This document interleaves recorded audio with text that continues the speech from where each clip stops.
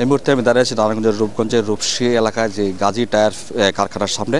আপনারা জানেন যে গত পরশুদিন রাত 10:35 দুর্বৃত্তরা এখানে পাঁচতলা ভবন সেই ভবনে তারা আগুন ধরে দেয়। এরপরে কিন্তু পুরো ভবনটা পুড়িয়ে যায়। আরেকটা বিষয় আপনাকে জানিয়ে রাখি যে গত পরশু স্থানীয় যে সাংসদ এবং গাজী গ্রুপের চেয়ারম্যান গাজী গোলাম দস্তগীরের 6 দিনের রিমান্ড আবেদন মঞ্জুর একটা হত্যা মামলায় এরপরে কিন্তু স্থানীয় কিছু দুর্বৃত্ত এবং লুটেরারা এই কারখানায় তারা অবস্থান নেয় এবং রাতে 10টার দিকে তারা কারখানার ভিতর প্রবেশ করে তারা একটা লুট করা শুরু করে এবং লুট করার জন্য তারা এই পাঁচতলা ভবনে প্রবেশ করার একটা বিষয় জানি রেখে এই ভবনে কিন্তু সালফিউরিক অ্যাসিড সহ টায়ার তৈরির যে কাঁচামাল সেই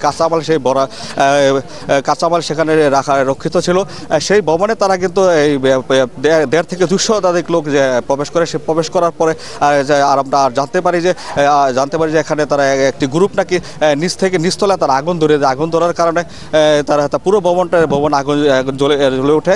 একটি গ্রুপ উপরে প্রবেশ করার কারণে নিচ থেকে আরেকটা গ্রুপ আগুন জ্বালিয়ে দেয়। এতে করে পূর্ব ভবনটা পুড়ে যায়। আরেকটা বিষয় আপনাকে জানি গতকাল বিকেল থেকে কিন্তু এখান থেকে স্বজনদের যে হাজারি তারা বিভিন্ন স্বজনরা নিখোঁজের সংবাদ নিয়ে তারা এখানে উপস্থিত বেরিয়ে জমেছে। ফায়ার সার্ভিসের সাথে স্থানীয় প্রশাসনের সাথে তারা কথা বলে তারা যেটা জানিয়ে তাদের মাধ্যমে আমরা যেটা জানতে পেরেছি প্রায় 1.5 শতাধিক উপরে লোকজন এখানে নিখোঁজ রয়েছে।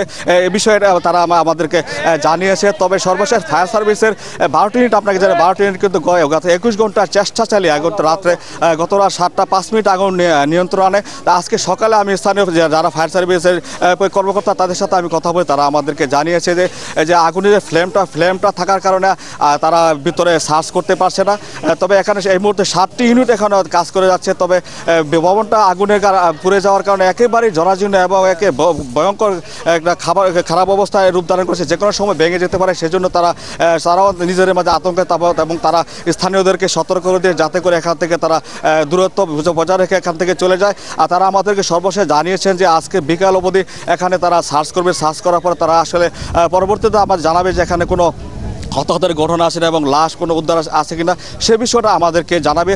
আর সকাল থেকে কিন্তু স্থানীয় প্রশাসনের বিভিন্ন কর্মকর্তা র্যাব স্থানীয় প্রশাসন সকলে এখানে উপস্থিত আছেন। তারা বিষয়টা পর্যবেক্ষণ করছে। তবে সর্বশেষ আমার বিকাল পর্যন্ত আমাদের অপেক্ষা করতে আসলে সর্বশেষ এখানে ভবনের ভিতরে কী আছে, ভবনে কোনো হতাহতের ঘটনা ঘটে কোনো লাশের সন্ধান পাওয়া আছে কিনা এই বিষয়ের জন্য আমাদের অপেক্ষা করতে হবে। তারা আমাদেরকে জানিয়েছেন। এই ছিল আমার কাছে সর্বশেষ।